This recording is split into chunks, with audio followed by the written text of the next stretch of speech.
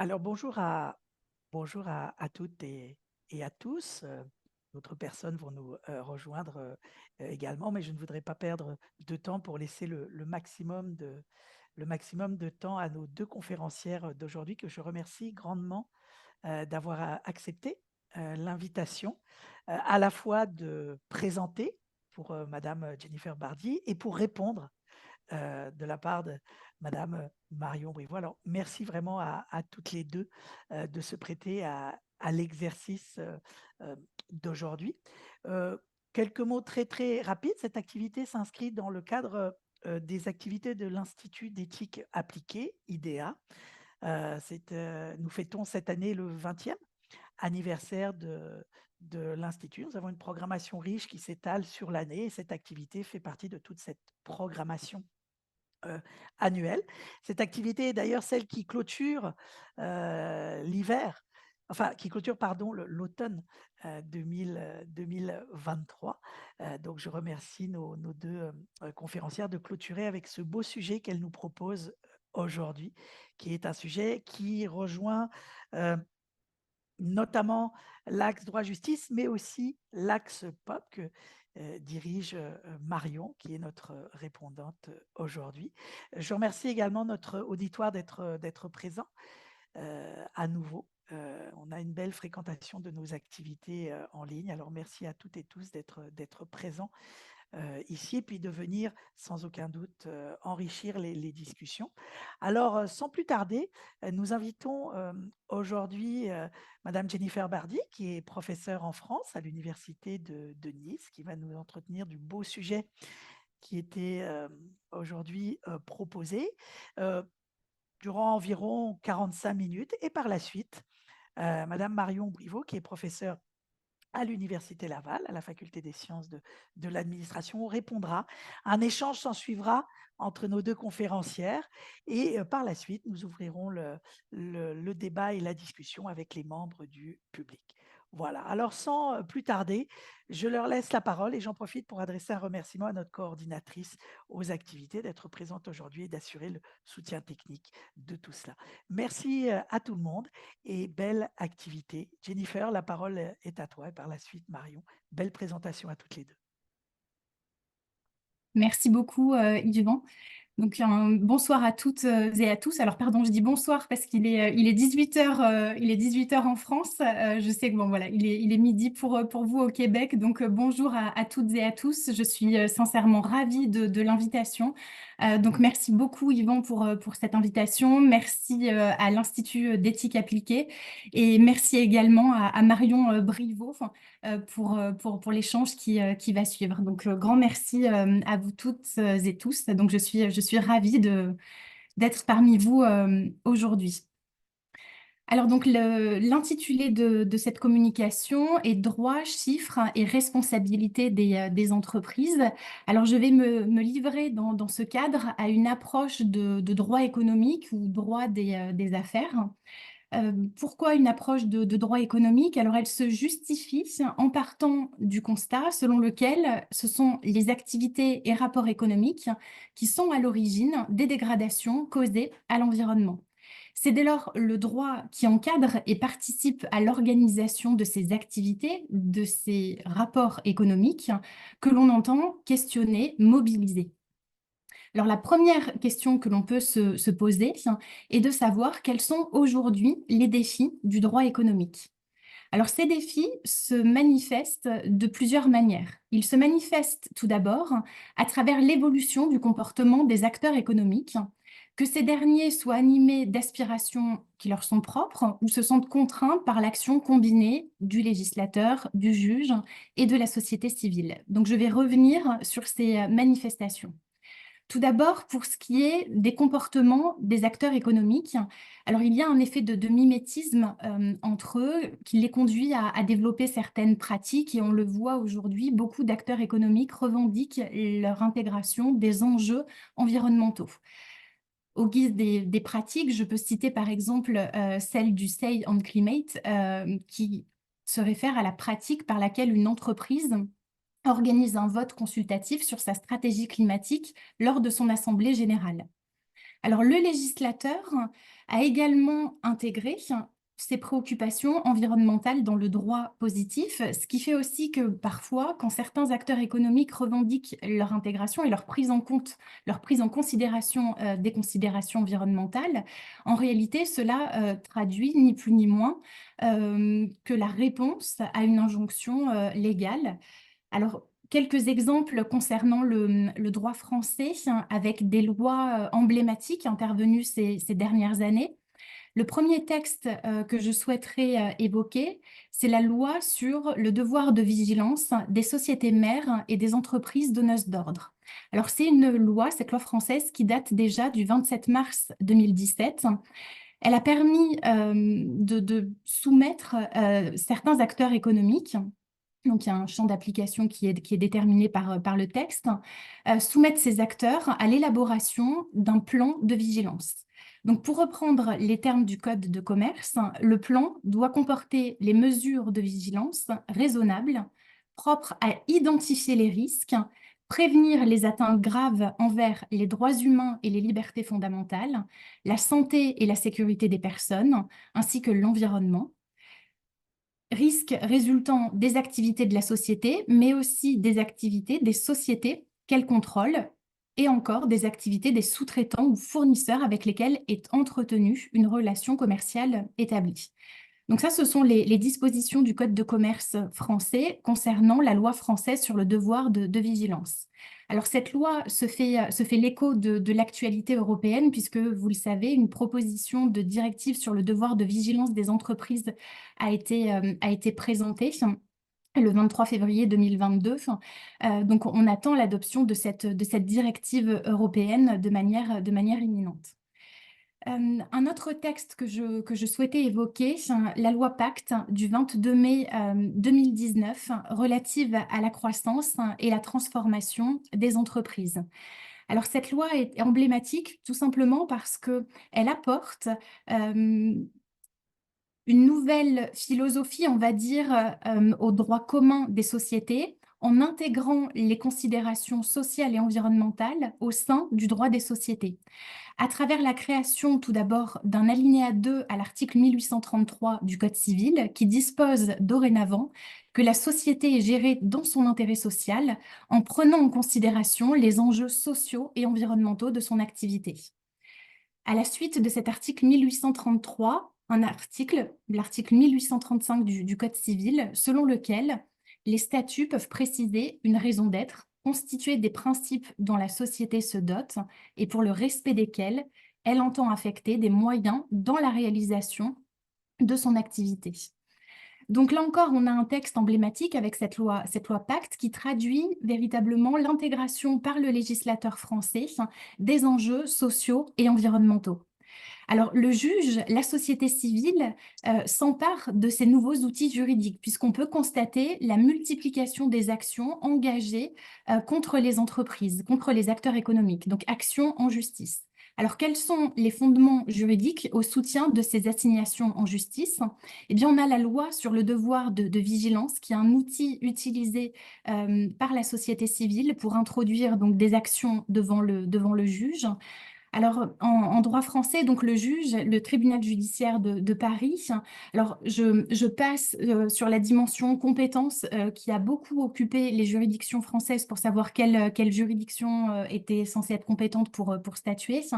Si je m'intéresse non pas à des questions procédurales, mais uniquement des questions de fond, eh bien, en cette année 2023, les décisions sur le fond commencent à être rendues pour statuer justement sur le devoir de vigilance des acteurs économiques. Donc, il était question de Total Energy en février 2023 et là, plus récemment, début décembre, le 5 décembre 2023, le tribunal judiciaire de Paris enjoignait la Poste de compléter justement son plan de vigilance.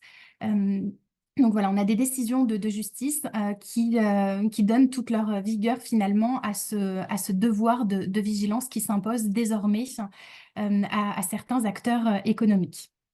Alors, on a beaucoup aussi d'actions en justice introduites par la société civile contre les acteurs économiques en matière climatique.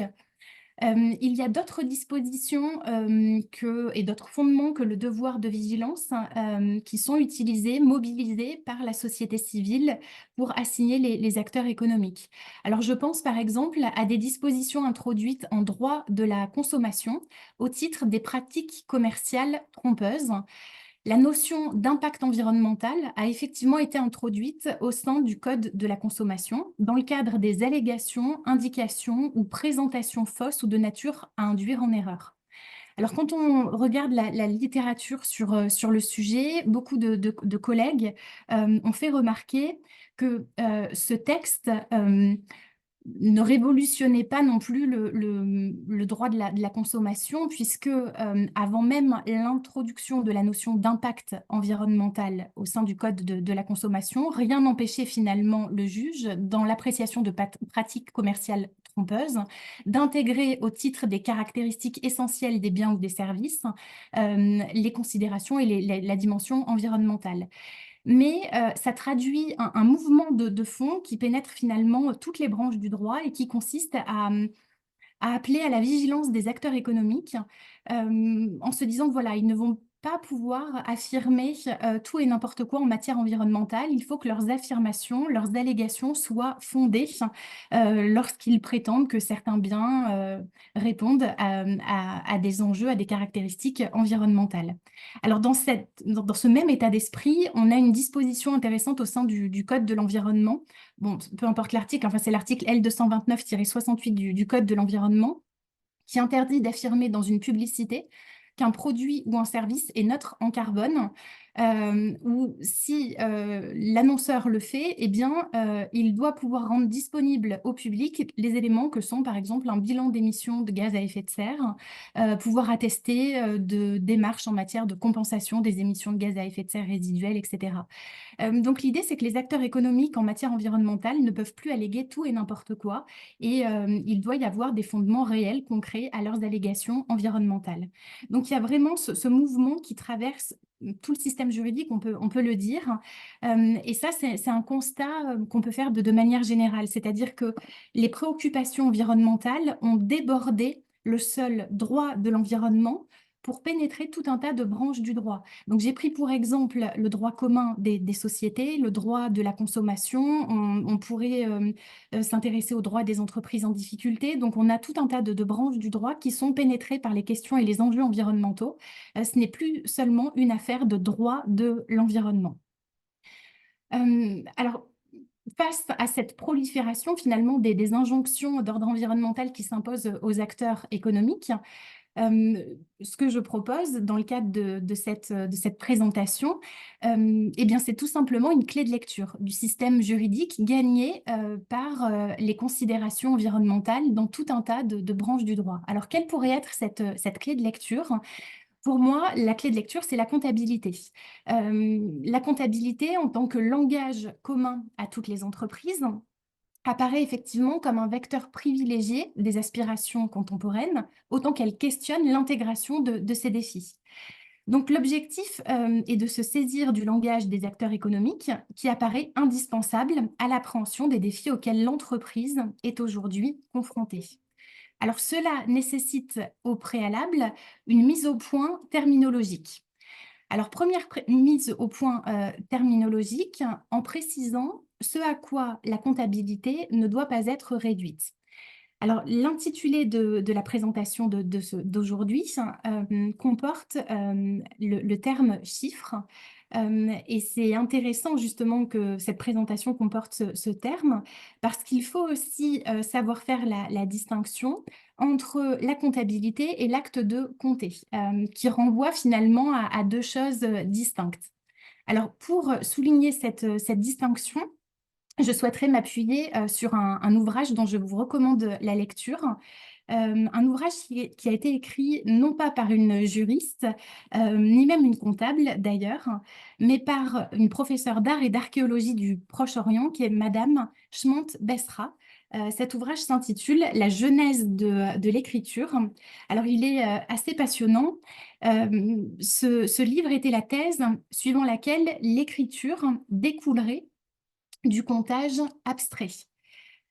Alors, à partir de l'étude de jetons d'argile, l'autrice revient sur les deux fonctions principales du comptage, à savoir calculer et comptabiliser.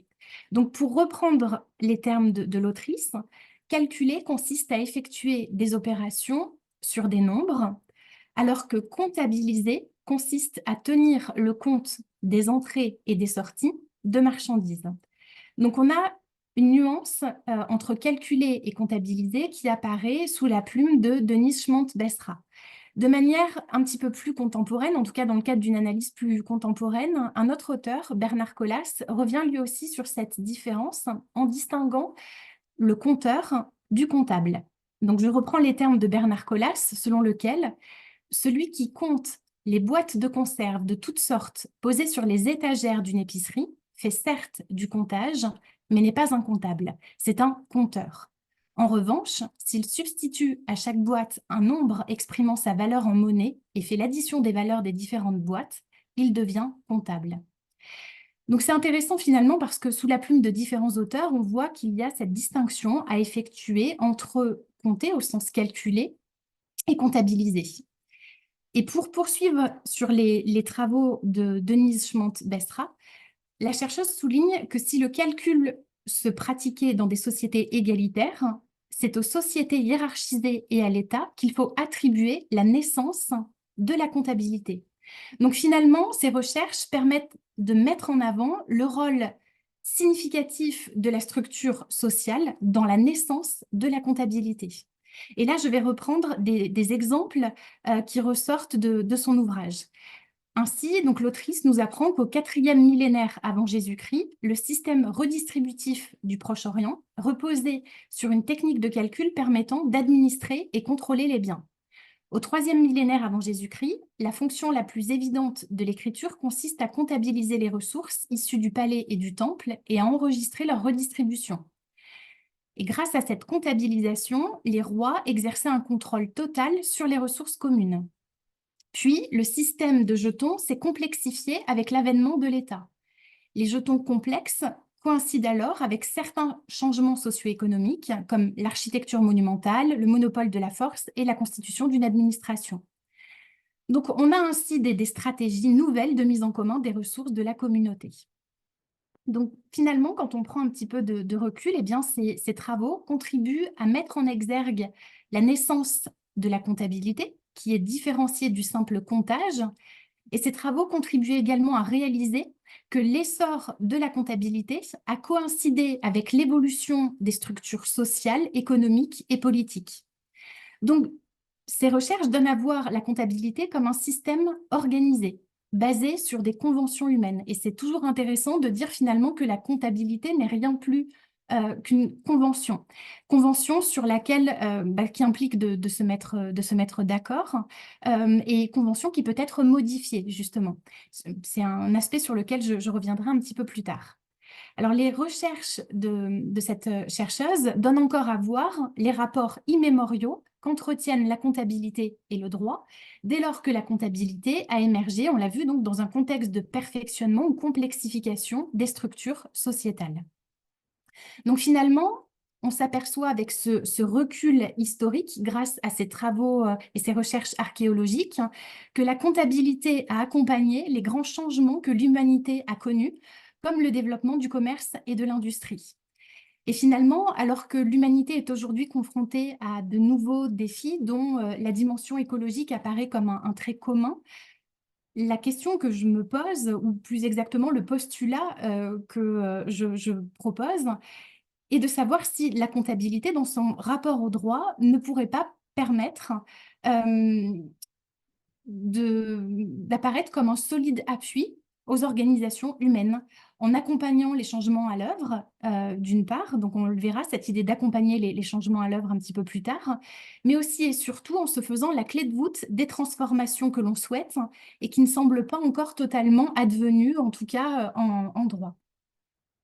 Alors, quelle est aujourd'hui la réalité de la comptabilité? Et donc, en 2023, quand on parle comptabilité, finalement, qu'est-ce que recouvre ce terme? Alors, il y a deux dimensions de la comptabilité qui me semble importante de mettre en exergue.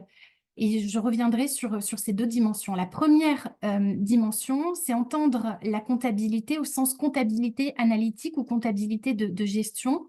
Et là, la comptabilité apparaît comme un outil de pilotage interne aux entreprises. Donc là, la comptabilité analytique, finalement, renvoie à une pratique comptable qui va aider l'entreprise à prendre des décisions. Donc, c'est une comptabilité qui n'a pas vocation à être diffusée. C'est vraiment une vision interne de la comptabilité. C'est une comptabilité également qui n'est pas normalisée, à la différence de la comptabilité financière. Donc, d'un côté, on a cette comptabilité analytique comme outil de pilotage interne de l'entreprise. Et de l'autre côté, on a la comptabilité normalisée, qu'on qualifie également de comptabilité financière. Et là, c'est finalement la comptabilité peut-être qui vient, l'acception de la comptabilité qui vient peut-être le plus spontanément à l'esprit. Et c'est aussi dans ce cadre que j'évoque l'idée d'un droit comptable. Et c'est au sens de cette comptabilité qui est normalisée, au sens d'une comptabilité avec des normes comptables qui s'imposent aux acteurs économiques. Alors, à ce titre, j'aime bien aussi le terme anglais qui est celui de accountability, parce que je trouve que le lien avec la notion de responsabilité est plus fort avec le terme anglais d'accountability par rapport au terme français de comptabilité. Et c'est en lien justement avec cette dimension d'un droit comptable qui va s'imposer aux acteurs économiques parce qu'ils doivent rendre des comptes à l'État ou à d'autres parties prenantes et donc se montrer responsable. Alors, l'association droit-comptabilité, je sais également qu'elle n'est pas universelle et qu'elle ne va pas toujours de soi. Alors, j'ai d'autant plus envie de le souligner aujourd'hui. Alors, je l'évoquais précédemment justement avec Yvan et Marion avant que débute la session. J'ai eu la chance, il y a plusieurs années, de séjourner à l'université Laval un court séjour, mais qui m'avait permis de rencontrer des professeurs en sciences de gestion. Et je me souviens effectivement que l'utilisation du terme droit comptable avait pu surprendre. Alors, je voudrais justement revenir sur cette expression qui apparaît aussi en perte de vitesse. Alors, comment s'apercevoir que cette notion est en perte de vitesse? Alors, par un rapide parcours des ouvrages emblématiques en droit, donc chez les éditeurs de référence en matière juridique, donc là, je parle des éditeurs français en tout cas, on s'aperçoit qu'il y a plusieurs années, le droit comptable tenait le haut de l'affiche, dans le sens où beaucoup d'ouvrages dédiés aux questions comptables et qui avaient vocation finalement à servir aux étudiants en droit s'intitulaient droit comptable. Donc, sur la page de couverture de ces ouvrages, il était question de droit comptable. Et on voit avec le temps que c'est une expression que l'on perd un petit peu. Alors, l'ouvrage de référence en date s'intitule, il est paru aux éditions LexisNexis, La comptabilité racontée aux juristes. Il est question de raconter la comptabilité aux juristes, mais plus de droit comptable. Alors, il faut quand même atténuer cette affirmation, puisque dans les premières leçons de l'ouvrage, en réalité, on s'aperçoit que les premières leçons sont dédiées au droit comptable. Mais en tout cas, voilà, c'est vrai qu'on a cette expression qui est en perte de vitesse. Alors, je voudrais m'attacher rapidement sur les raisons qui peuvent expliquer cette perte de vitesse. Alors déjà, il faut le souligner, on a dans une dimension très, très formelle, une branche du droit qui est assez singulière par rapport aux autres branches du droit. Et ça, on s'en aperçoit quand on observe les sources du droit comptable. Et quand on commence à étudier une branche du droit, c'est vrai que c'est un peu un réflexe de juriste, chercher à examiner les sources de cette branche du droit. Alors, le droit comptable est une branche du droit singulière au niveau de ses sources, tout simplement parce que la loi y est en réalité très peu présente. On a à l'échelle de la France, par exemple, beaucoup de règlements de l'autorité française des normes comptables qui ont une nature réglementaire et non législative. Donc, on a cette spécificité au niveau des sources du droit comptable. Alors, néanmoins, ce n'est pas forcément ce qui contribue à expliquer la perte de vitesse de l'acception de la notion de droit comptable, puisque ça, ce n'est pas quelque chose de nouveau. Alors, à mon sens, ce qui contribue à expliquer cette perte de vitesse, C'est une analyse davantage substantielle qui conduit à appréhender la substance de la norme comptable. Et là, on s'aperçoit effectivement qu'en 2002, on a assisté à un décrochage du droit et de la comptabilité du fait de l'introduction des normes comptables internationales dans le droit comptable français. Alors, on a un règlement européen de 2002 relatif à l'application des normes comptables internationales qui a permis de faire entrer ces normes dans le paysage juridique français en soumettant les sociétés cotées à leur respect dans le cadre de la préparation de leurs comptes consolidés. Et on s'aperçoit finalement que ces normes comptables internationales, les normes IFRS, sont éloignées d'une approche juridique du patrimoine de l'entreprise, puisqu'elles véhiculent une conception du patrimoine de l'entreprise qui est davantage économique et financière, et qui reflète aussi une culture anglo-saxonne distante des fondements romano-germaniques des règles juridiques. Et donc là, ça permet effectivement de prendre un petit peu de recul en se disant qu'effectivement, à l'échelle internationale, en réalité, on a deux grands modèles comptables. On a d'un côté la comptabilité anglo-saxonne, qui est donc la comptabilité aussi en juste valeur, et de l'autre, la comptabilité de l'Europe continentale. Et c'est vrai que selon l'un ou l'autre des modèles, les liens avec le droit sont plus ou moins forts. Et ces liens avec le droit sont très forts dans le cadre de la comptabilité de l'Europe continentale. Donc, c'est ce qui permet aussi de prendre cette expression droit comptable avec nuance selon l'endroit où l'on se situe. Donc quand même, il faut noter cette perte de vitesse de l'expression droit comptable qui s'explique par l'adoption du règlement européen de 2002 qui a donc fait entrer dans le paysage juridique européen et français les normes internationales, les normes comptables internationales IFRS. Alors pour autant, et à l'aune des défis contemporains, une approche par le droit comptable me paraît des plus pertinentes. Alors pourquoi une approche par le droit comptable me semble aussi pertinente? Alors pour plusieurs raisons, au moins 3 raisons. La première raison, c'est qu'avec cette approche par le droit comptable, ça permet de comparer la comptabilité par rapport aux autres branches du droit. Donc avoir une échelle d'observation de tout le système juridique. Alors pour le dire autrement, il est vrai que ces dernières années, alors ces dernières décennies et plus exactement ces dernières années, on assiste à une multiplication des obligations à caractère environnemental qui s'imposent aux acteurs économiques. Donc c'est vrai que le droit de l'environnement, alors que je n'entends pas dans son acception formelle, mais le droit des considérations environnementales plus largement, n'a jamais été aussi développé. Et dans le même temps, les constats opérés par la communauté scientifique sont toujours de plus en plus alarmants, ne serait-ce que juste pour parler des rapports du GIEC, par exemple, mais on pourrait s'appuyer sur d'autres rapports de la communauté scientifique. Et alors pourquoi? Eh bien, c'est vrai qu'on s'aperçoit donc les évolutions en matière environnementale progressent dans toutes les branches du droit, mais s'il y a bien une branche du droit qui est en retard, qui accuse un retard certain, c'est le droit comptable. Parce que ces évolutions ne sont pas satisfaisantes, clairement, en comptabilité, et le droit comptable accuse un train de retard certain par rapport à toutes les autres branches du droit. Donc, je trouve que c'est toujours intéressant de parler de droit comptable parce que ça permet de replacer la comptabilité au sein du système juridique et se dire, attention, par rapport aux autres branches du droit, la comptabilité a beaucoup de retard. Donc ça, c'est la première justification qui fait qu'à mon sens, une approche de droit comptable est fortement intéressante. La deuxième raison qui fait, selon moi, que la comptabilité est une clé de lecture du système juridique, c'est tout simplement qu'on s'aperçoit que la comptabilité, alors on dit souvent de la comptabilité que c'est le langage commun à tous les acteurs économiques, à toutes les entreprises finalement. Et c'est vrai que quand on observe à l'échelle internationale, alors je parlais tout à l'heure des deux grands modèles comptables, la comptabilité anglo-saxonne et la comptabilité de l'Europe continentale. Donc ça renvoie à des réalités encore aujourd'hui, mais c'est vrai que malgré tout, la volonté qui se dégage à l'échelle internationale, c'est celle d'harmonisation des référentiels comptables pour qu'on puisse comparer aux quatre coins du monde les données comptables produites par les acteurs économiques. Donc il y a cet enjeu de normalisation à l'échelle internationale et d'harmonisation des référentiels comptables qui est extrêmement forte. Donc c'est pour ça qu'on dit de la comptabilité qu'elle est le langage commun à tous les acteurs économiques. Et au sein du système juridique, la comptabilité, c'est aussi le langage commun aux branches du droit. Alors là, je vais m'en expliquer un petit peu plus clairement.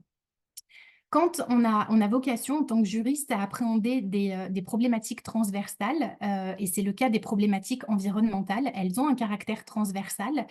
Souvent, ça nécessite de s'emparer de plusieurs branches du droit pour traiter de ces problématiques. Donc, quand on s'empare donc de ces problématiques transversales, on se retrouve confronté à des logiques juridiques différentes ou des représentations juridiques distinctes. Je vais illustrer à travers quelques exemples pour être un petit peu plus clair. Je vais prendre pour exemple la vente d'une installation classée pour la protection de l'environnement qui prendrait la forme juridique d'une cession de fonds de commerce. Alors, sous l'angle du droit de l'environnement français, cette cession renvoie à ce qu'on appelle la procédure administrative du changement d'exploitant. Donc, on a une police administrative en droit de l'environnement qui est celle des installations classées pour la protection de l'environnement, qui utilise une terminologie particulière et qui a sa propre logique de fonctionnement avec ses propres représentations. Et de l'autre côté, on a la logique du droit des affaires, là encore, avec une terminologie qui est propre et les propres représentations du droit des affaires ou du droit économique. Alors, que se passe-t-il quand on cherche à confronter ces deux branches du droit? Et ça arrive quand justement on cherche à céder, à vendre un fonds de commerce et que ce fonds de commerce est également une ICPE au titre du droit de l'environnement. Alors, dès lors que la substitution exploitant de l'ICPE s'effectue régulièrement auprès de l'administration, l'opération de droit des affaires que constitue la cession de fonds de commerce devient visible pour l'administration. Donc là, c'est assez commode. On a les visions du droit de l'environnement et du droit des affaires qui vont parfaitement coïncider dans cette hypothèse. Le problème, la difficulté, c'est que la cession de fonds de commerce n'est pas la seule opération de droit des affaires qui permet de transmettre une entreprise. Et parfois, c'est le contrôle d'une activité qui est cédé. Donc là, ça veut dire, quand on transmet le contrôle d'une activité, que c'est la même société qui va être exploitante de l'installation classée pour la protection de l'environnement. Simplement, on va avoir un changement dans le contrôle de la personne morale. Et ça, c'est pas rien finalement, le changement de contrôle. Donc, ça produit aussi des risques environnementaux. Et là, donc, on a une vision qui est celle du droit de l'environnement, celle de la police ICPE, qui ne coïncide pas nécessairement avec celle du droit des affaires. Donc, on a l'impression qu'on a des logiques de fonctionnement entre branches du droit qui s'entrechoquent comme ça. Je pourrais prendre encore un autre exemple tiré du contrôle qui est opéré par les SAFER, qui sont les sociétés d'aménagement foncier et d'établissement rural dans le cadre de vente de terres agricoles. Alors, ces dernières années, parallèlement au marché des terres agricoles, s'est développé un marché qui échappait au contrôle des SAFER. C'est celui de la cession de parts de sociétés détenant des terres agricoles. Donc, de la même manière que l'administration peut être aveugle des cessions de contrôle touchant les ICPE, eh bien, les SAFER ont longtemps été dans l'incapacité d'agir lorsqu'on transmettait le contrôle de sociétés agricoles. Donc, la loi est intervenue dernièrement dans ce domaine. Donc, je ne rentre pas plus dans le détail, mais à travers ces deux exemples, je souhaitais illustrer l'idée que les branches du droit ont chacune une terminologie qui leur est propre avec les représentations qui leur sont propres. Ce qui fait que quand on cherche à appréhender des problématiques transversales comme les problématiques environnementales, ça crée de la complexité sur le plan juridique. Et ce qui est formidable avec la comptabilité, c'est qu'elle est le langage commun partagé par toutes les branches du droit. Et là, on s'en aperçoit quand on parcourt, par exemple, les différents codes existants. Donc, pour les codes français, quand on va sur le site Légifrance, quand on recherche les termes comptables, eh bien, ça renvoie à la terminologie comptable. Donc, on a un droit comptable avec une terminologie comptable qui est toujours la même et qui est toujours utilisée par les différentes branches du droit. Donc, c'est ce qui me permet d'affirmer que la comptabilité est le langage commun à toutes les branches du droit. Quand on parle le langage comptable, eh bien, toutes les branches du droit vont le comprendre. Et c'est assez merveilleux de s'en apercevoir parce qu'on se dit, ça fait de la comptabilité une clé de compréhension du système juridique, mais surtout une clé de transformation du système juridique pour l'avènement de certaines transformations et pour faire face aux défis de la transition écologique. Donc ça, c'était, à mon sens, ce qui fait le deuxième intérêt d'une approche comptable. Le troisième intérêt que j'identifie pour faire de la comptabilité un instrument d'observation intéressant, c'est que finalement, la comptabilité, c'est un outil qui n'est pas suffisamment utilisé par le législateur. Et ça, on le voit notamment avec le débat. Alors en France, nous, c'était il y a un petit peu plus d'un an maintenant, le débat sur la taxation des super profits. Alors c'est vrai que c'est la crise du Covid qui a aussi remis sur le devant de la scène cette problématique des super profits. Et finalement, c'est une problématique des considérations qui reviennent à chaque crise. Et historiquement, la réponse juridique apportée, elle est toujours de l'ordre fiscal. C'est toujours la fiscalité qui est apportée comme solution à ce problème. Donc voilà, on va taxer donc, les profiteurs de guerre ou de crise. Alors effectivement, donc, le levier fiscal est un levier intéressant, je ne prétends pas le contraire. Mais encore faudrait-il finalement euh, changer les règles comptables. Et quand on a des problèmes d'ordre éthique avec la manière dont les acteurs économiques calculent leurs profits, bon, quand voilà, on a un problème avec la profitabilité des acteurs économiques, c'est peut-être qu'il faut revoir les règles de calcul de ce profit. Et là, ça touche au droit comptable. Et c'est donc la comptabilité qui apparaît comme un levier d'action pertinent pour le législateur pour reconsidérer la manière de faire le profit.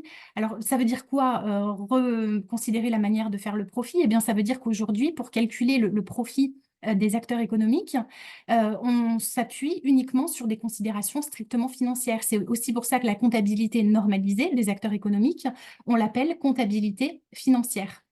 Donc, une comptabilité ou un droit comptable qui intégrerait les défis environnementaux de notre siècle, ce serait un droit comptable ou une comptabilité qui intégrerait aussi l'utilisation par les acteurs économiques des ressources naturelles pour produire leurs résultats financiers. Donc voilà, donc il y a tous ces enjeux finalement euh, voilà, qui permettent de dire que voilà, il faudrait aussi que le législateur ait conscience que la comptabilité peut être un outil très, très efficace. Alors, ce levier comptable, il est quand même utilisé. Et là, on a un texte emblématique en la matière. C'est la directive européenne CSRD, adoptée le 14 décembre 2022. Elle est effectivement de nature à faire de la comptabilité un levier d'action transversale du législateur. Alors, ce texte, cette directive européenne, entend intégrer les enjeux de durabilité dans le rapport de gestion des sociétés. Donc là, ça touche au rapportage des acteurs économiques, ce qu'on a longtemps appelé le rapportage extra-financier, qu'on appelle aujourd'hui, notamment sous influence de la directive CSRD, le rapportage en matière de durabilité, puisque dans le cadre du pacte vert européen, c'est le vocabulaire de la durabilité qui s'impose à l'échelle européenne. Donc dans le cadre de ce rapportage en matière de durabilité, on entend faire produire aux acteurs économiques des données comparables. J'évoquais tout à l'heure en matière de comptabilité financière pure, cette volonté d'harmoniser à l'échelle internationale pour faire produire aux acteurs économiques les mêmes données financières, les mêmes données comptables en termes de comptabilité financière. Eh bien, pour ce qui est des enjeux de durabilité, finalement, l'objectif est le même, hein, puisque ces dernières années, on a pu constater que les acteurs économiques produisaient chacun leur référentiel pour ce qui est de la production des données extra-financières, des données en matière de durabilité, ce qui ne facilitait pas les comparaisons entre les acteurs économiques. Et finalement, la Commission européenne a pris la mesure de ce décalage entre, d'une part, la qualité des informations financières et, d'autre part, le défaut de comparabilité, de qualité, de contrôle des informations extra-financières ou des informations en matière de durabilité. Donc, l'objectif à travers cette directive CSRD, l'objectif de la Commission européenne, est donc d'améliorer la qualité des informations extra-financières ou les informations en matière de durabilité pour leur conférer un statut comparable aux informations strictement financières. Alors, ça va dans le sens de préconisation de l'EFRAG, qui est le groupe consultatif européen sur l'information financière, préconisation qui avait été faite aussi par l'ancien président de l'Autorité française des normes comptables, Patrick Decambourg, dans un rapport de mai 2019. Voilà, donc on a cette volonté finalement de permettre une comparaison et une meilleure qualité des informations en matière de durabilité produites par les acteurs économiques. Et finalement, ce texte qui est la directive CSRD repose sur un concept socle qui est celui de double matérialité. Alors pourquoi cette matérialité est double?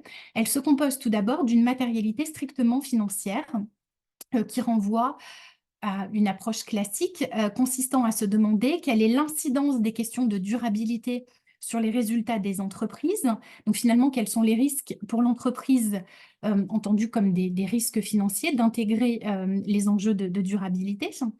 Et puis, on a aussi, en superposition à cette matérialité strictement financière, une matérialité socio-environnementale. Et c'est cette approche qui est novatrice, puisqu'elle recherche les informations nécessaires à la compréhension de l'incidence des activités de l'entreprise sur les questions environnementales, sociales et de personnel, le respect des droits de l'homme et la lutte contre la corruption, ce qu'on appelle les incidences de l'entreprise.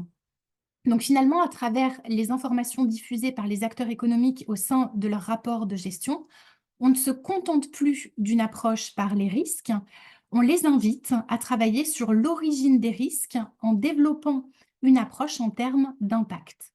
Quels sont les impacts de l'activité des acteurs économiques sur le milieu, les territoires au sein desquels ils s'inscrivent?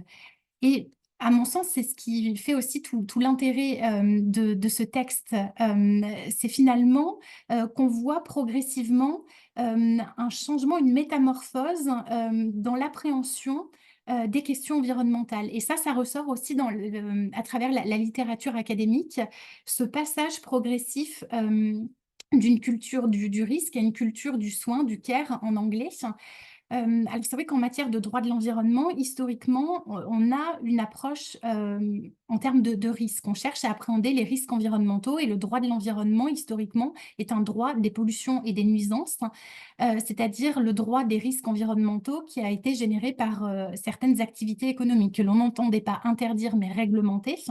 La police ICPE, par exemple, pour permettre à ces activités d'être exercées en encadrant les risques qu'elles étaient susceptibles de générer pour les populations, pour les riverains, pour l'environnement. Alors, l'approche par les risques renvoie aussi à des projections futures, puisque un risque par nature est aléatoire, c'est-à-dire susceptible de se réaliser comme ne pas se réaliser. Et là, ce que je trouve intéressant avec cette culture du soin, avec cette approche en termes d'impact, c'est que finalement, on invite les acteurs économiques à s'interroger sur leurs pratiques présentes, à remettre en question leurs pratiques présentes pour mieux envisager leur futur, cette logique en termes d'impact. Et ça, finalement, c'est assez concret et ça permet aux acteurs économiques de s'emparer sous un angle très, très pratique, à leur échelle, d'enjeux qui sont souvent diagnostiqués à l'échelle planétaire, à l'échelle globale. Et puis comptablement, finalement, ça commence à laisser la place, possiblement, à un raisonnement en termes de dette, puisque comptablement parlant, une dette est dépourvue d'aléas.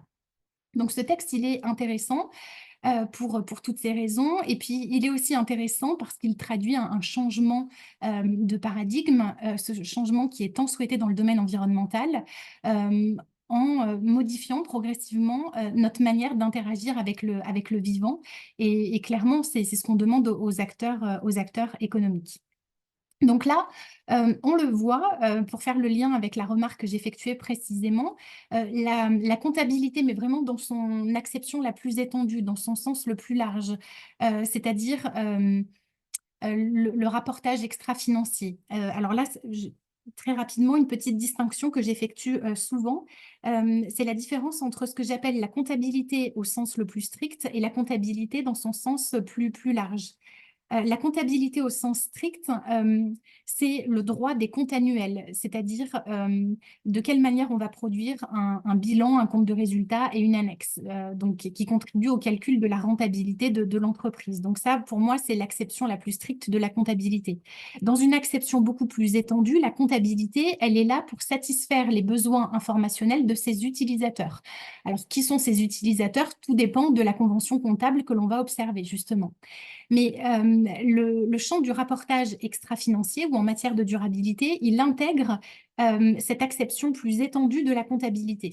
Et là, quand on prend le droit comptable dans cette approche beaucoup plus large, c'est-à-dire le droit du rapportage en matière de durabilité, eh bien, on voit qu'enfin, le droit comptable commence à s'harmoniser grâce à ce texte, à cette directive CSRD, avec les autres branches du droit, en commençant à se mettre un petit peu à niveau, en intégrant réellement et sérieusement les enjeux de durabilité, les enjeux environnementaux.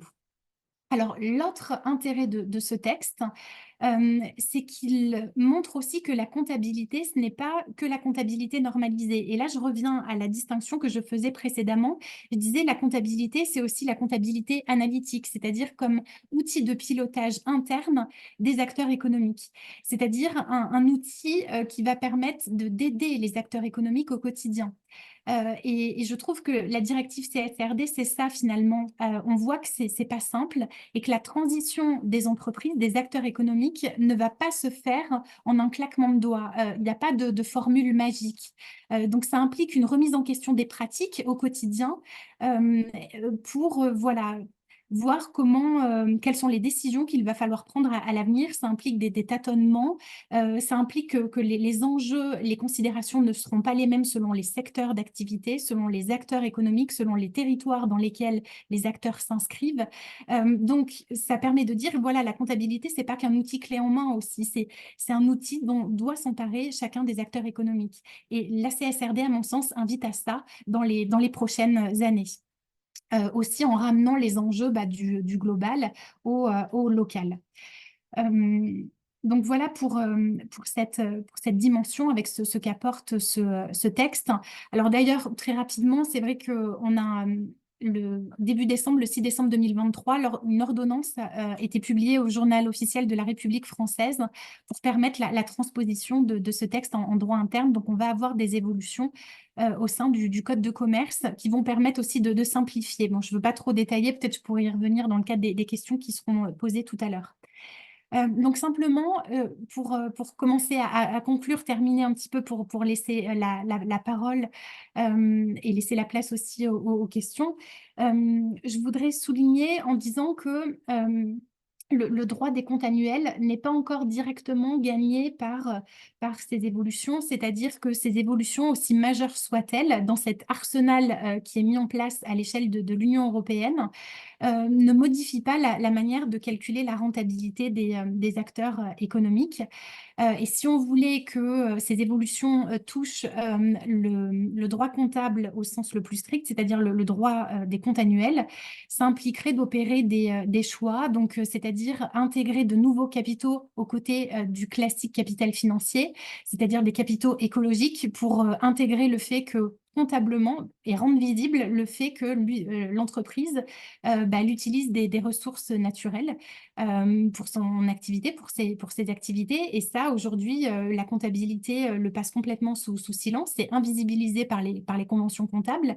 Donc, l'idée, c'est de le mettre sur le devant de la scène. Ça implique aussi de faire des choix en termes de soutenabilité. Est-ce qu'on choisit ou non la substituabilité entre les capitaux? C'est-à-dire, est-ce qu'on fait le choix de la soutenabilité faible ou forte? Donc voilà, ça implique un certain nombre de choix. Et lorsque ces choix sont faits de manière assez ambitieuse, un petit peu comme les ambitions de la CSRD dans le domaine du rapportage, eh bien, ça conduit à expérimenter des modèles comme le modèle CARE, dont je souhaiterais quand même parler. Le modèle CARE qui, justement, expérimente sur le terrain. Donc, c'est un modèle qui a été développé par Jacques Richard, qui est développé encore par Alexandre Rambaud et qui donne lieu à des expérimentations, puisqu'au sein de la chaire de comptabilité écologique, d'ailleurs, le colloque annuel se tenait il y a à peine 15 jours, vous avez beaucoup de travaux de recherche doctorale qui sont engagés. Donc, il y a toute une équipe de doctorants qui travaillent à mettre en œuvre concrètement ce modèle comptable auprès d'acteurs économiques qui veulent s'engager dans ce processus. Et là, on est dans cette idée de comptabilité analytique interne qui va aider les acteurs économiques et les accompagner dans ce processus de transition qui ne va pas se faire du jour au lendemain. Donc voilà, on a un modèle qui se développe et qui est très intéressant.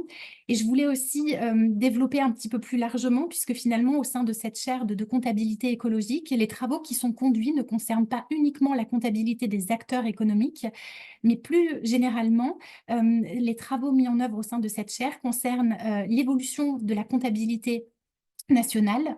Et là, c'est très intéressant parce que quand on rentre dans une approche historique de la comptabilité, on s'aperçoit qu'elle a aussi été un outil essentiel de gouvernement. Voilà, donc je pourrais y revenir peut-être tout à l'heure. Et puis aussi, la comptabilité, c'est la comptabilité des territoires. Et là, il y a des comptabilités qui sont expérimentées au sein de la chaire, les comptabilités écosystèmes centrés qui ont été développées notamment par les travaux de Clément Feger, qui sont expérimentés là encore sur le terrain. Et qui permettent de poser la question de la gouvernance à l'échelle des territoires pour la gestion des communs. Et ça résonne avec l'actualité en France, puisque vous l'avez peut-être suivi, mais on a des projets qui sont très controversés, comme ce projet d'autoroute A69 entre Castres et Toulouse, qui divise véritablement sur les territoires, et c'est le cas de ce projet d'autoroute, mais comme tant d'autres. Donc ça pose aussi la question de la gouvernance à l'échelle des territoires. Et là, on a un modèle de comptabilité qui pose la question de la gestion des communs à l'échelle des territoires. Donc ça aussi, il me semble que c'est intéressant, et c'est ce qui fait que voilà, je trouve la comptabilité aussi intéressante et passionnante pour analyser l'intégration des enjeux environnementaux au sein du système juridique. Donc je vous remercie infiniment pour votre attention. Voilà, et je laisse la parole. Merci beaucoup. Merci beaucoup. Jennifer, je propose à toutes et tous sans tarder, de passer à l'intervention, à la réponse, à la discussion avec Marion. Bonjour à tous, merci. Est-ce que vous voyez bien la présentation que j'ai partagée? Je m'excuse d'emblée pour le rhume qui va peut-être occasionner des éternuements intempestifs. En fait, c'est pas un rhume, c'est la Covid. Donc, désolée si je vous fais mal au tympan. Voilà, ce sera bien involontaire. Alors, en guise d'introduction, j'aimerais quand même préciser que je ne suis pas spécialisée en comptabilité sociale et environnementale, et que donc j'ai choisi d'axer ma discussion sur ce que je maîtrise plus, c'est-à-dire la dimension éthique de certaines des questions qui ont été évoquées par Jennifer Bardy. Toutefois, je pense que c'est pas inutile de faire un petit rappel, puisque comme tout comptable, j'ai quand même un vernis culturel de base sur les comptabilités sociales et environnementales qui coexistent actuellement. Donc, je vais faire ce petit rappel dans mes propres mots, même si Jennifer Bardy en a déjà parlé au fil de l'eau lors de sa propre présentation. Donc, on a en gros deux modèles concurrents, je dirais. Les modèles qui sont aujourd'hui existants Et puis des modèles plus ambitieux qui restent à un stade expérimental, mais que beaucoup de chercheurs comme Delphine Gibassi en France, par exemple, considèrent être les modèles de comptabilité de demain. Donc, en ce qui concerne les modèles existants, comme Jennifer Bardi l'a rappelé, on a une comptabilité qui est axée sur une divulgation d'informations extra-financières. Là, je m'intéresse juste à l'aspect social et environnemental de la comptabilité, dans des rapports qui sont distincts des comptes sociaux, donc distincts du compte de résultat, du bilan et des annexes. Rapport qu'on va dorénavant appeler en Europe rapport de durabilité, mais il y a eu toutes sortes de vocabulaires concurrents qui ont coexisté. Et ces rapports sont amenés à être de plus en plus encadrés et normalisés, du moins en Europe, qui est à l'avant-garde à ce niveau-là grâce à la fameuse directive CSRD dont il a été beaucoup question, et surtout grâce aux normes comptables qui vont l'accompagner, les fameuses ESRS, qui sont des normes comptables qui vont venir accompagner cette directive européenne pour expliquer aux entreprises quelles sont les exigences en termes de contenu et de format de ces fameux rapports de durabilité. Donc ça, c'est ce qu'on a actuellement. Mais les modèles plus ambitieux que Jennifer a évoqué à la fin de sa présentation quand elle a évoqué la méthode CARE, qui est un modèle de comptabilité intégré qui, à ma connaissance, n'a pas eu de résonance en dehors de la France et de la Belgique. Donc, c'est vraiment une expérimentation très locale encore à ce stade. De quoi s'agit-il? Je mets aussi dans le même panier ce qu'on appelle la comptabilité multi-capitaux, où on propose de publier un compte de résultat et un bilan par enjeux sociaux et environnementaux, par exemple. Donc là, l'idée, c'est d'avoir une résonance dans les comptes sociaux de l'entreprise des externalités négatives de l'activité de l'entreprise. Donc l'idée, c'est de voir comment ces externalités vont avoir un impact sur le bilan, encore une fois, et le compte de résultat. Donc, comment ça se passe? Je vais juste me concentrer sur la méthode CARE parce qu'il y a toutes sortes de variations diverses et variées qui coexistent. Mais en ce qui concerne la méthode CARE, je dirais, pour faire très très vite, que l'expérimentation porte sur le fait de mettre au passif du bilan une sorte de dette environnementale que l'entreprise aurait vis-à-vis de la société au sens large, dette qu'il s'agirait de rembourser au fur et à mesure avant d'envisager la distribution aux actionnaires d'un, bon sang, le terme me manque, avant d'envisager la distribution, si vous voulez, d'un bénéfice aux actionnaires. Il faut d'abord rembourser notre fameuse dette environnementale. Donc, ce serait ça l'une des caractéristiques de la méthode CARE. Mais là, on est vraiment au stade expérimental avec des cabinets comptables qui, avec des chercheurs, sont en train d'implémenter ce modèle-là auprès d'entreprises qui sont volontaires pour les essayer. Donc, moi, je vais axer ma discussion non pas sur les considérations, comment dirais-je, techniques et opérationnelles qui sont liées à ces différents modèles et à leur mise en œuvre dans les entreprises, puisque je suis illégitime pour parler de ce point de vue-là, n'étant pas moi-même une spécialiste de la comptabilité sociale et environnementale. Je vais plutôt parler, encore une fois, des dimensions éthiques de certaines des questions qui ont été soulevées et m'intéresser à une des thèses principales défendues par Jennifer Bardi, parce que sa discussion a été très riche et portée sur différents enjeux. Mais moi, je vais me concentrer sur sa proposition qui est de faire de ce qu'elle appelle le droit comptable un nouveau levier d'action pour faciliter la transition écologique. Elle a dit par ailleurs que le droit comptable pouvait aider à harmoniser les différentes branches du droit en France. Et là, je suis bien incompétente pour parler de ces aspects-là et je vous crois sur parole que ça peut être le cas. Mais encore une fois, moi, je vais m'intéresser à ce que j'ai écrit en bas de cette page, à savoir faire du droit comptable un nouveau levier d'action pour faciliter la transition écologique. Est-ce une bonne idée? Donc, ça m'amène à mon premier point de discussion. Pour moi, ce que les rapports de durabilité, qui vont être désormais mieux encadrés et harmonisés une fois que les normes ESRS accompagnant la directive CSRD seront appliquées, pour que ces rapports de durabilité, disais-je, jouent véritablement un rôle de catalyseur de changement, encore faut-il, et c'est très très important, que les utilisateurs de ces rapports non seulement les lisent, mais leur accordent du crédit en ne se disant pas que c'est un ramassis de greenwashing et s'en servent concrètement pour informer leurs décisions d'octroi de prêts et leurs décisions d'achat-vente d'actions notamment. Pourquoi? Eh bien, c'est que actuellement, selon les historiens du capitalisme, on en serait dans la phase qu'ils appellent le capitalisme financiarisé, qui fait suite à un capitalisme marchand puis à un capitalisme industriel. Or, dans un régime de capitalisme financiarisé, les parties prenantes qui ont le plus de pouvoir, ce sont les créanciers, les actionnaires et les investisseurs. Ce sont eux qui font la pluie et le beau temps. C'est ce qu'a rappelé Emmanuel Faber, qui est le président de l'organisme international chargé de la normalisation comptable extra-financière, mais au niveau mondial, non pas en Europe, la fameuse International Sustainability Standards Board, ou l'ISSB, qui est une émanation de l'organisme international des normes comptables qui édicte les IFRS et qui est, si vous voulez, une organisation un peu adoubée, pourrait-on dire, par les autorités internationales de régulation des marchés financiers.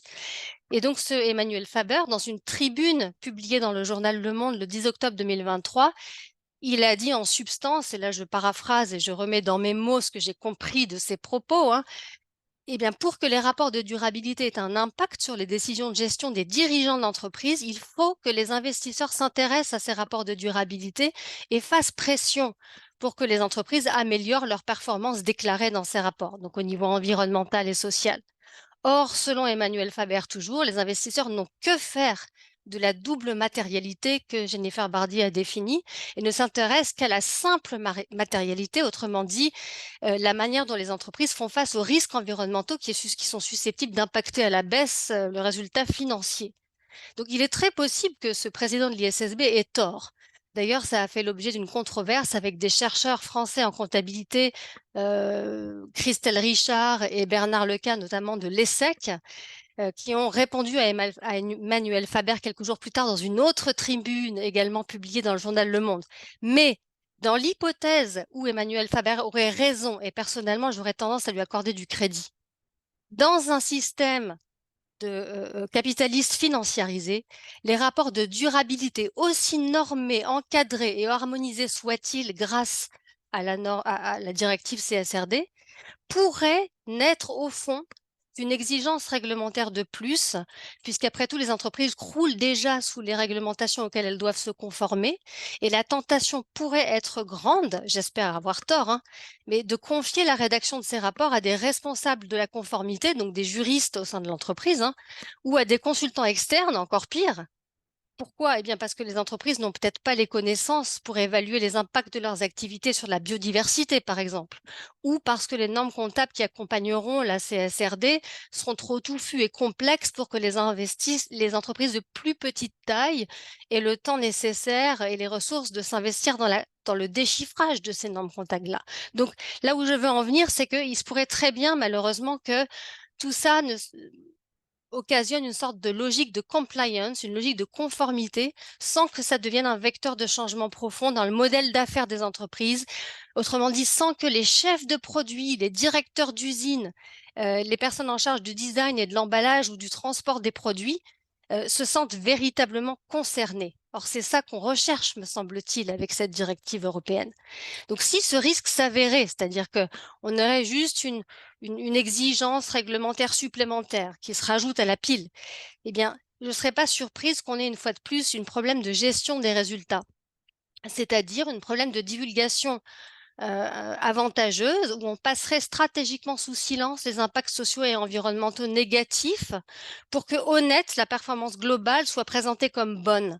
Or, ça sera encore possible même avec la directive CSRD, puisque si j'ai bien compris, mais je n'ai pas lu ce texte en préparation de la présentation d'aujourd'hui, donc si je comprends bien, les entreprises pourront elles-mêmes fixer leur propre seuil de matérialité en dessous desquels, si j'ai bien compris, donc elles pourront décider de ne rien divulguer.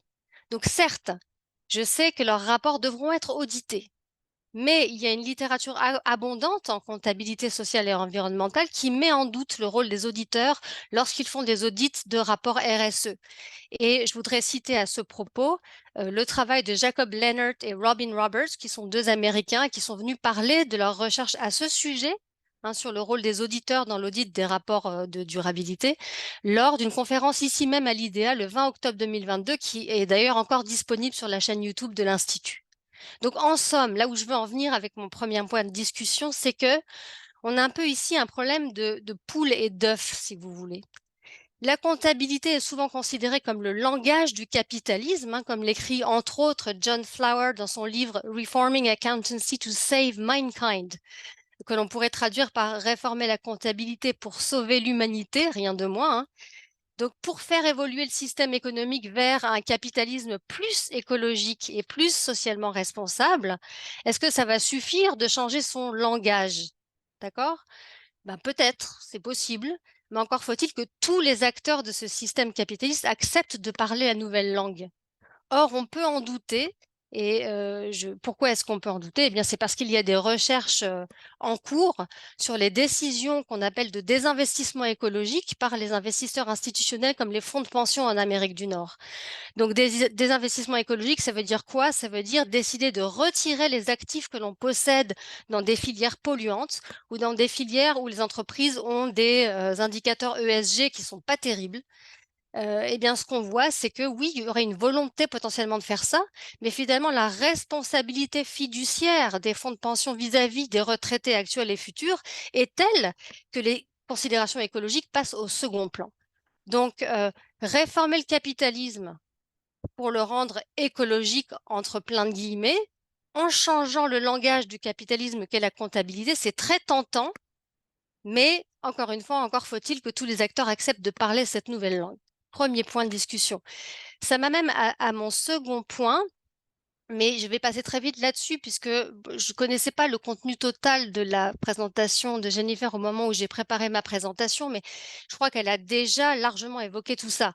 Pour que ça marche, c'est-à-dire pour que la comptabilité puisse être un levier de virage écologique concret, hein, et pas juste une affaire d'annonce ou de communication, eh bien, il faut pouvoir agir sur plusieurs fronts à la fois, bien sûr. C'est-à-dire qu'il faudrait aussi, au niveau de la gouvernance, imposer que dans les instances de gouvernance les plus importantes, comme le conseil d'administration, le comité d'audit, eh bien, il y ait plus de place qui soit faite pour les parties prenantes qui n'ont pas les yeux rivés que sur la performance financière de l'entreprise, mais qui soient des parties prenantes qui, elles, ont un réel intérêt à ce que la performance sociale et environnementale s'améliore. Premier point. Deuxième sous-point, il faut aussi agir sur, alors là, évidemment, n'étant pas juriste, peut-être que ce que je vais dire n'a absolument aucun sens, mais vous allez pouvoir me corriger si c'est le cas. Il faudrait transcrire en droit l'idée que le caractère absolu du droit de la propriété, attendez, je peux plus lire ma page, voilà. C'est en fait muet en une sorte de responsabilité juridique tous azimuts envers l'État et les collectivités publiques. Si j'ai bien compris les publications de Jennifer Bardi qu'elle a eu la gentillesse de me transmettre la semaine dernière, eh bien l'entreprise n'est finalement qu'une sorte d'usufruitière d'un patrimoine foncier qui ne lui appartient pas, mais qui appartient soit à la nation tout entière, soit carrément à l'humanité, si l'on veut tenir compte des limites planétaires de certaines ressources naturelles qu'il faudrait pouvoir répartir équitablement entre toutes les entreprises, pas juste en France et en Navarre, mais partout ailleurs, qui pourraient avoir un intérêt à exploiter ces ressources. Donc, faisons un peu de prospective, puisqu'à la fin de sa présentation, Jennifer Bardi a parlé de la méthode CARE, qui est en fait un modèle de comptabilité expérimentale, mais nettement plus ambitieux que ce que nous avons actuellement. Donc, si on fait un peu de prospective et que demain, la comptabilité intégrée était imposée à tout le monde, et qu'au bilan, au passif du bilan, on inscrivait véritablement une dette environnementale, eh bien, je pense que la plupart des entreprises seraient des expropriées en sursis. Pourquoi? Parce que si on prend au sérieux finalement le WWF qui nous disent qu'en Occident, on consomme nettement plus d'une planète Terre par an, eh bien, ça voudrait dire quoi? Ça voudrait dire que très, très, très peu d'entreprises auraient les moyens financiers de se permettre de rembourser leurs dettes environnementales. Donc, il faut s'attendre à des faillites dans des filières entières comme la filière bovine ou la production de pétrole ou que sais-je. Ce qui m'amène à mon dernier point, qui est éthique celui-ci, je pense. C'est-à-dire que actuellement, via la comptabilité, on est en train de suggérer qu'il faut obliger les entreprises à adopter un virage environnemental. Et je suis parfaitement d'accord que c'est une excellente idée. C'est nécessaire. Mais quid de la comptabilité publique que Jennifer Bardi a évoqué très succinctement à la fin? C'est-à-dire que l'État doit aussi prendre ses responsabilités. Il faudrait un certain courage politique pour ne pas laisser les acteurs privés faire faillite en réalisant par eux-mêmes, avec les nouveaux systèmes comptables, qu'ils n'ont pas les moyens de rembourser leurs dettes environnementales. Et peut-être que ce serait plus courageux de la part de l'État d'interdire certaines filières purement et simplement, alors que l'on sait ou devrait savoir qu'elles ne peuvent générer des activités entrepreneuriales profitables une fois qu'on a réglé sa dette environnementale. Donc la question éthique sous-jacente, c'est pourquoi la responsabilité du virage écologique incombe-t-elle seulement aux acteurs privés? Les États qui s'engagent, et d'ailleurs ont beaucoup de mal à le faire, comme on l'a vu avec la COP 28, voilà. Les États, lorsqu'ils s'engagent sur des cibles, devraient pouvoir aussi, dans leur propre comptabilité publique analytique, prendre en compte les investissements nécessaires à l'atteinte de ces cibles. Et ça devrait se traduire dans de nouvelles façons de calculer la valeur créée au niveau national, la richesse nationale. Et de nouvelles façons de calculer aussi la dette publique et en particulier la dette environnementale publique. Donc, je trouve que en tout cas en comptabilité, je ne parle que de ce que je connais vaguement, hein, eh bien, toute la recherche existante en comptabilité sociale et environnementale porte sur les entreprises. Mais est-ce le bon niveau d'analyse? Je trouve que ça serait intéressant de regarder aussi ce qui se passe au niveau des organisations étatiques et des gouvernements. Dernier point de discussion, Jennifer, à la toute fin de sa présentation, a parlé de changement de paradigme grâce à la directive CRCRD. Donc, malgré tout le bien que je pense, et je ne suis pas la seule à penser du bien de la directive CSRD, je pense qu'il est abusif de parler de changement de paradigme au sens de changement de relation dans notre manière d'interagir avec le vivant. Pourquoi? C'est que la quantification des impacts sociaux et environnementaux de l'entreprise, et plus encore si on adapte ou si on impose des comptabilités comme la comptabilité CARE, la monétisation des externalités négatives de l'entreprise, eh bien, tout ça, ça nous fait rester dans une cosmologie moderne, selon le vocabulaire de Bruno Latour, c'est-à-dire une façon de voir le monde qui est propre aux Occidentaux, d'après lui, qui implique une séparation ontologique entre l'homme et le vivant. Pourquoi? Eh bien, parce que ce qui compte, ça va être justement de monétiser, de quantifier les impacts que l'on a sur le vivant, mais sans penser une réelle interdépendance entre l'homme et son environnement. En effet, la quantification en flux physique ou en dollars, c'est-à-dire le fait de tout commensurer avec des dollars ou des euros, eh bien, comment dirais-je, au fond, si je puis dire, c'est comme si c'était la matérialité financière qui prime malgré tout. On a beau parler de double matérialité, ce serait quand même la matérialité financière qui finit par prévaloir. Donc, j'ajoute peut-être en guise pour terminer que cette façon de calculer, ça risque aussi de faire passer sous silence tout ce qui est incommensurable ou en tout cas très difficilement quantifiable, comme la souffrance animale ou la beauté d'un paysage qui est susceptible d'être défiguré par des activités industrielles ou par exemple, l'installation de panneaux solaires à grande échelle. Et je voudrais, sur ce thème particulier, citer les travaux de Marc Journeau, Yves Levent et Claire-France Picard dans un article publié dans Critical Perspectives on Accounting récemment, où ils parlent des rapports de développement durable de Hydro-Québec qui ne prennent pas en compte les impacts sur comment dirais-je, la beauté du paysage qui a été impactée par l'installation d'un barrage hydroélectrique, beauté du paysage qui pourtant est tout à fait matériel, bien que difficilement chiffrable pour les populations autochtones qui vivent à l'endroit de ce fameux barrage. Donc, en guise de conclusion, je voudrais rappeler, mais je suis sûre que Jennifer Bardi le sait déjà, puisqu'elle a l'air de connaître Alexandre Rambaud et d'autres personnes qu'elle a citées et qui travaillent déjà en comptabilité sociale et environnementale.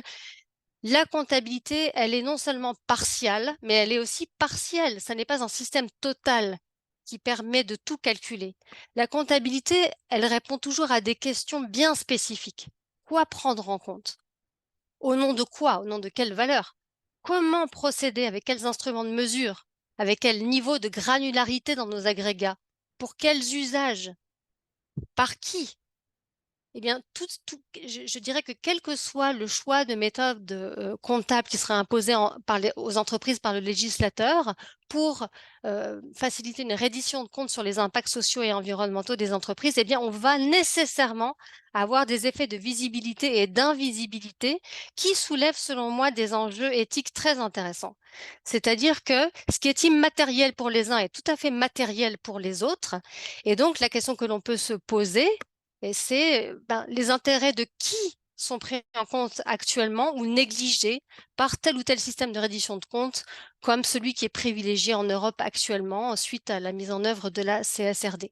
Donc, en somme, je trouve que la recherche de Jennifer est tout à fait stimulante, très originale, puisque si je comprends bien, elle prend le contre-pied d'un autre juriste qui est Alain Supiot et qui regrettait la diminution du gouvernement par le droit et la domination de la gouvernance par les nombres.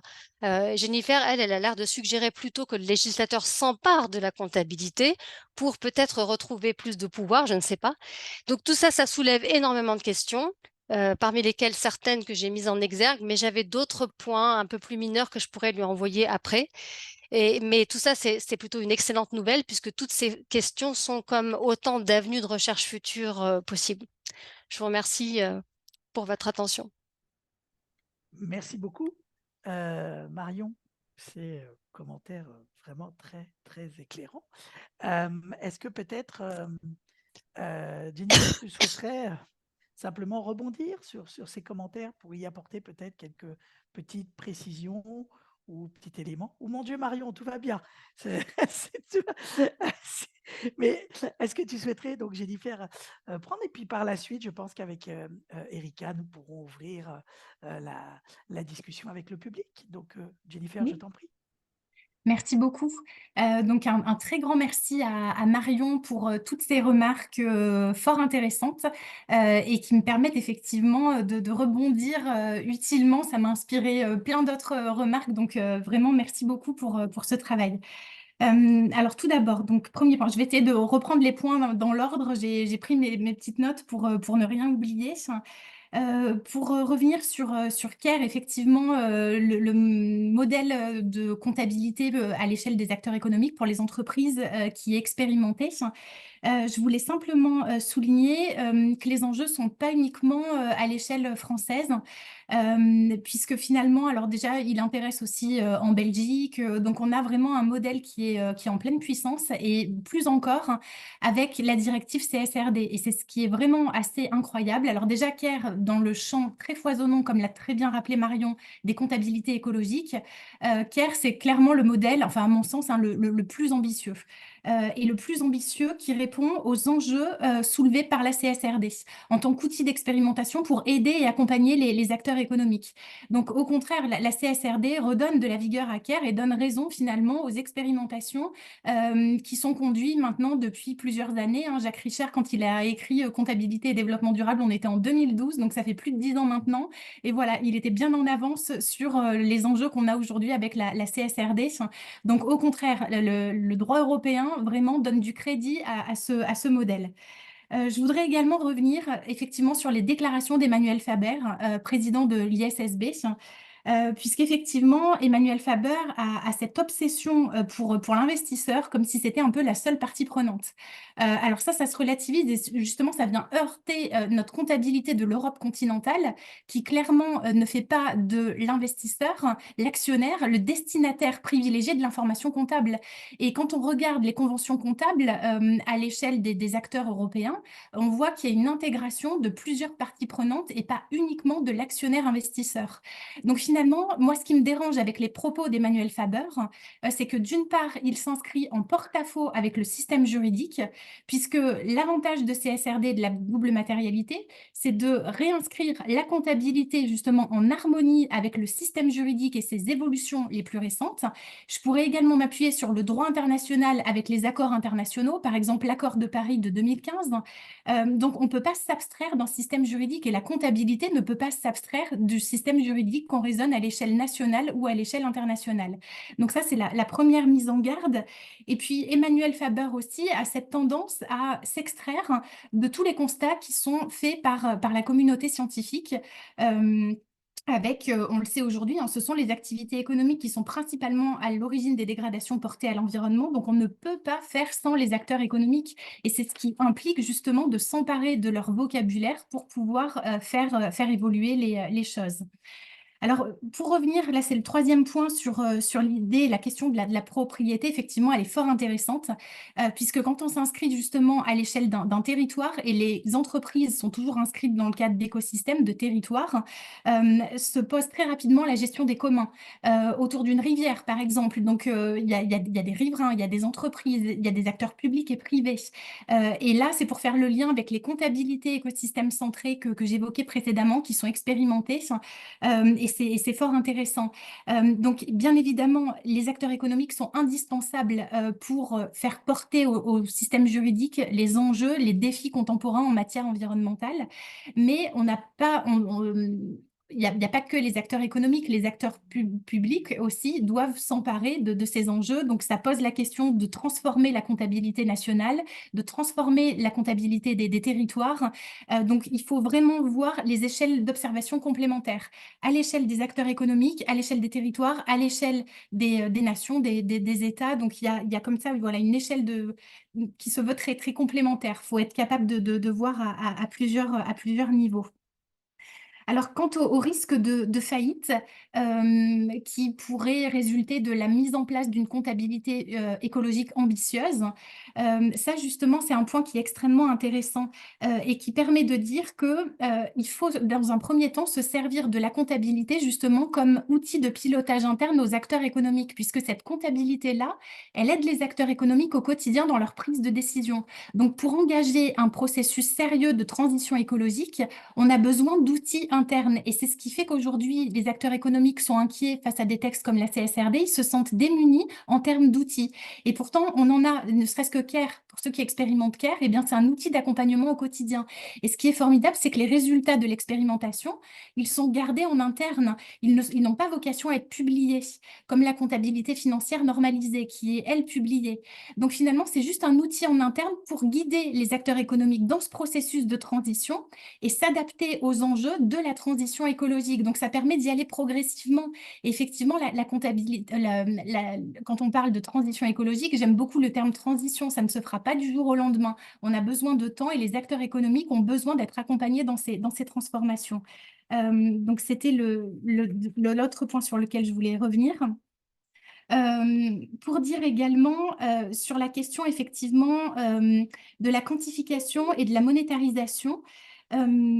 Alors, il faut veiller aussi, alors c'est toujours le risque quand on parle de comptabilité écologique et de l'intégration en comptabilité des enjeux environnementaux et l'intégration de capitaux naturels, par exemple. Ça ne revient pas à marchandiser la nature.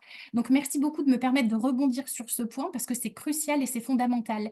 Et justement, selon le modèle comptable que l'on va utiliser dans le champ foisonnant des comptabilités écologiques, on peut être conduit justement à faire des ressources naturelles un nouvel instrument de spéculation et donc aggraver le rythme de dégradation des dégâts et des atteintes portées aux capitaux naturels. Et là, ce serait dramatique. Ou au contraire, faire de la comptabilité un outil de protection. Et là, on va dans le sens de CARE, justement, qui fait de la comptabilité un outil de protection des ressources naturelles.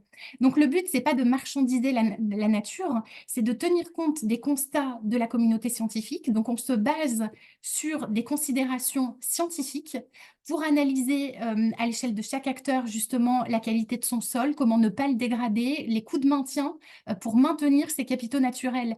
Et ça, c'est intéressant aussi pour les acteurs économiques, c'est s'inscrire dans le long terme, la durabilité justement, et se dire en quoi mon activité est soutenable, en quoi l'est-elle, en quoi ne l'est-elle pas suffisamment, comment je peux m'améliorer justement pour faire en sorte que mon activité soit plus soutenable. Donc, le but n'est pas de marchandiser la nature, mais d'être en mesure d'intégrer des coûts de maintien pour protéger ces ressources naturelles qui sont aujourd'hui totalement invisibilisées par la comptabilité. Et c'est tout l'enjeu de la comptabilité écologique, une comptabilité écologique ambitieuse, c'est de rendre visible l'invisible Et j'ai beaucoup aimé, Marion, quand vous avez souligné que la comptabilité, elle est partiale et partielle. Et effectivement, la comptabilité est partiale. Elle n'a rien de neutre. Tout dépend des enjeux qui vont être inscrits dans ces conventions comptables. Qu'est-ce qu'on décide de représenter ou de ne pas représenter? À qui est destinée l'information comptable? Et ça nécessite un processus démocratique aussi. Par qui est faite la norme comptable? Pour qui? Et ça nécessite encore des enjeux de discussion. Et moi, je regrette toujours, dans le cadre des échéances électorales, quand il y a des élections, qu'on ne parle pas de comptabilité parce que les enjeux comptables sont fondamentaux pour nos sociétés. Et on voit, donc ça impacte nos économies, ça impacte notre manière de vivre ensemble. Donc oui, la comptabilité est partielle et partielle, et ça implique justement d'être capable de redéfinir ces conventions comptables, notamment à l'aune des nécessités actuelles et des impératifs en matière écologique. Et alors, d'ailleurs, pour refaire le lien avec Alain Supiot, qui est un juriste, un auteur que je lis beaucoup, notamment son ouvrage, effectivement, la gouvernance par les nombres, bien évidemment. Et finalement, je ne m'inscris pas en porte-à-faux. Je rejoins Alain Supiot quand je souligne effectivement que la comptabilité renvoie à des conventions comptables et qu'il faut savoir interroger ces conventions comptables. Est-ce qu'elles permettent encore de répondre aux défis de la société actuelle? À mon sens, non. Et c'est finalement se dire, voilà, les chiffres, il y a toujours des représentations derrière. Et historiquement, cela nous l'enseigne quand j'évoquais les travaux de Denise Chemin-de-Bestra. Qu'est-ce qu'on décide de représenter ou de ne pas représenter? Voilà, donc je trouve que je le rejoins un petit peu dans cette manière d'évoquer la comptabilité. Voilà, j'ai parlé très vite, pardon, mais c'est pour laisser la place aux questions. Non, merci beaucoup, Jennifer, de cette réponse. Alors, Erika, je te propose d'arrêter l'enregistrement.